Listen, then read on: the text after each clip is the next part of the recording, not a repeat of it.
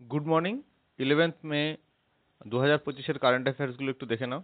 তো প্রথম প্রশ্নটা কি আছে বলছে, সুবানসিরি লোয়ার হাইড্রো ইলেকট্রিক প্রজেক্ট সম্প্রতি খবরে দেখা যায়, এটি কোন রাজ্যে? দেখো দেখে নাও, এটি হচ্ছে প্রথমে বলি এটা কোথায় অবস্থিত। এটা হচ্ছে অরুণাচল প্রদেশ,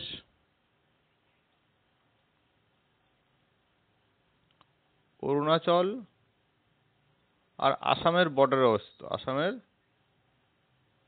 আসাম এর দুই বর্ডারে অবস্থিত। বেশিরভাগ অংশটা অফিসিয়ালি অরুণাচল প্রদেশে অবস্থিত, কিন্তু এখানে অরুণাচল প্রদেশ যেহেতু অপশানে নেই, সেহেতু আমরা উত্তর করব আসাম।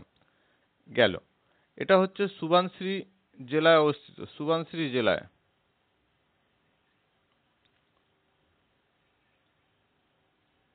অরুণাচল প্রদেশের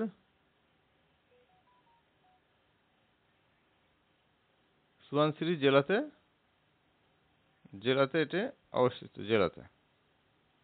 ওকে, এবার দেখো এটা আবার কি বলছে, সুবানসিরি নদী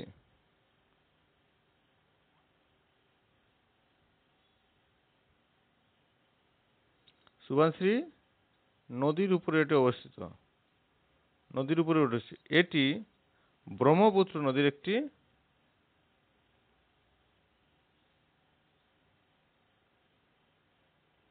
পুত্র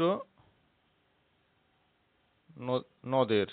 ব্রহ্মপুত্র তো নদ বলা হয় না, যাই হোক নদীরই লিখি, নদী বললেও বোঝা যাবে। নদীর একটি উপনদী।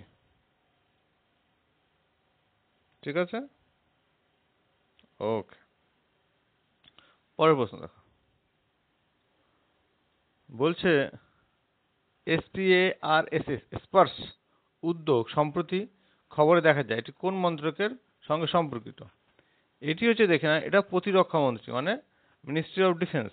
এটা কি বিষয়টা বলছে, আর্ম ফোর্স, যেটা মিলিটারি বলো, আর্মি, নেভি এবং এয়ারফোর্স, এই মিলিটারিদের যে পেনশনের ব্যবস্থা আছে, সেই পেনশনের ব্যবস্থাকে আরও ভালো করার জন্য এই উদ্যোগটা নেওয়া হয়েছে ডিফেন্স মন্ত্রণালয়ের তরফ থেকে। ঠিক আছে, হ্যাঁ। 3 নম্বরটা দেখো, সম্প্রতি কোন রাজ্য সরকার এন্টার স্টেট এয়ার সার্ভিস সুবিধা, প্রধানমন্ত্রী শ্রী পর্যটন এয়ার সার্ভিস চালু করেছে? এটা উত্তর হচ্ছে মধ্যপ্রদেশ।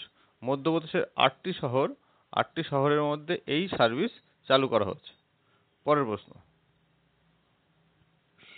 সম্প্রতি Bharat centre of Olympic research and education কোথায় উদ্বোধন হলো? এটা হলো গান্ধীনগর, গুজরাটের গান্ধীনগর গুজরাট। সবাই জানো এটা গুজরাট কোথায়, গুজরাট। পরের প্রশ্ন বলছে, সম্প্রতি খবরে উল্লেখিত ই অফিস প্ল্যাটফর্ম এর প্রাথমিক উদ্দেশ্য কি? এর প্রাথমিক উদ্দেশ্য হচ্ছে the streamlining operation and enhance efficiency. বাংলাটা এখানে আছে, অপারেশনগুলি প্রভাবিত করতে এবং দক্ষতা বাড়াতে এটা ই অফিস প্ল্যাটফর্মটা চালু করা হয়েছে। ঠিক আছে, পরের প্রশ্ন, সম্প্রতি কোন স্টেট আর ইউটি মানব হিউম্যান রেবিসকে 1897 সালের মহামারী রোগ আইন এর অধীনে একটি উল্লেখযোগ্য রোগ হিসেবে ঘোষণা করেছে? এটা করেছে জম্মু অ্যান্ড কাশ্মীর। দেখো, রেবিস ভাইরাসের সাহায্যে কী রোগ হয়? আমরা জানি জলাতঙ্ক হয়।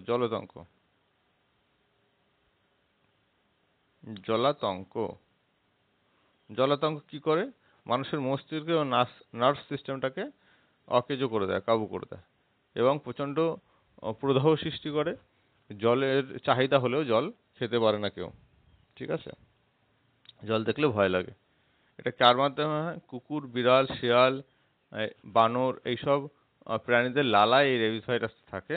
এইসব সমস্ত প্রাণী যদি মানুষকে কামড়ায় বা আছড়ায়, তাহলে এই রেবিস ভাইরাস তাদের সংক্রমিত হতে পারে। পরের প্রশ্ন, ইন্টারন্যাশনাল বুদ্ধ পিস অ্যাওয়ার্ড 2025-এ ভূষিত হলেন মুম্বাইয়ের প্রখ্যাত সমাজকর্মী এবং উদ্যোক্তা মুস্তফা ইউসুফ আলী গম। ঠিক আছে, পরের প্রশ্ন, নিউ দিল্লিতে ফার্স্ট ন্যাশনাল মেডিটেশন কনফারেন্স এর উদ্বোধন করলেন কে? করলেন রাষ্ট্রপতি দ্রৌপদী মুর্মু। 9 দেখো, জাতীয় প্রযুক্তি দিবস পালন করা হলো 11ই মে। এবছরের থিম কি ছিল? এবছরের থিম ছিল Yatra Yugantar for advancing new technology research and acceleration. ঠিক আছে, পরের প্রশ্ন 10 দাগ। সম্প্রতি কোন রাজ্য সরকার সক্রিয় ডাইরেক্ট সিডিং অফ রাইস বা তার ওয়াটার, এটা ওয়াটার বানানটা দেখে নাও, WATTER ওয়াটার, কৌশল প্রচার করলেন? এটা করলো কি পাঞ্জাব। মানে এটা হচ্ছে ধান চাষের একটা পদ্ধতি। আমরা ধান চাষ সাধারণত কি দেখি, প্রথমে চারা তৈরি করা হয়, তারপর সেটাকে তুলে নিয়ে আবার জমিতে রোপণ করা হয়। কিন্তু এটা থেকে হচ্ছে ডাইরেক্ট ওই ধানটাকে চারা তৈরি না করে ডাইরেক্ট একবারেই রোপণ করা হবে এবং সেখানেই মানে একবারেই জমিতে রোপণ করা হবে। এতে কি হবে, জলের অপচয় একটু কম হবে, এর জন্য এটা তৈরি করা হয়েছে। চলো, থ্যাংক ইউ। তো আজকে এই ছিল 10টি কারেন্ট অ্যাফেয়ার্স। তো তোমরা পড়াশুনো করতে থাকো, সঙ্গে থাকো। কোনো অসুবিধা হলে আমাকে অবশ্যই SMS করে জানাও, কমেন্ট করে জানাও। আর পারলে আমার এই চ্যানেলটা একটু সাবস্ক্রাইব করে দিও, বন্ধুদের সঙ্গে শেয়ার করো। আমি চেষ্টা করছি ভালো করার, আরও ভালো করবো আশা করছি। তো থ্যাংক ইউ, ভালো থেকো, পড়াশোনা করতে থাকো।